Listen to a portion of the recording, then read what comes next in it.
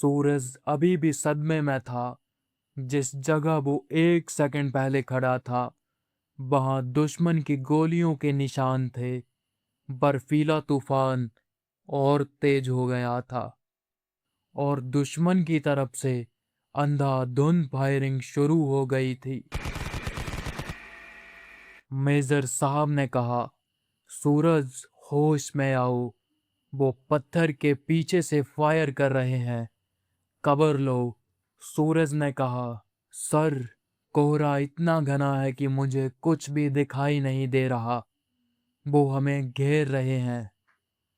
तभी सूरज को फिर से वही ठंडी और भारी आवाज सुनाई दी, लेकिन इस बार वो उसके कान के पास नहीं, बल्कि उसके दिल के अंदर गूंज रही थी। वीर सिंह की आवाज, घबरा मत छोटे, अपनी दाईं तरफ देख, वहां एक खाली गड्ढा है, उसमें जा और मशीन गन संभाल। सूरज बिना सोचे दाईं तरफ भागा। वहां सच में एक पुरानी मशीन गन की चौकी बनी हुई थी, जो कि बर्फ में दबी हुई थी। जैसे ही सूरज ने उस मशीन गन को पकड़ा, उसे लगा जैसे कोई और भी उसके साथ उस मशीन गन को पकड़कर निशाना लगा रहा है। सूरज ने हैरानी से कहा, ये क्या? गन अपने आप दुश्मन की तरफ क्यों घूम रही है? अचानक मशीन गन से आग उगलती गोलियां निकलने लगी।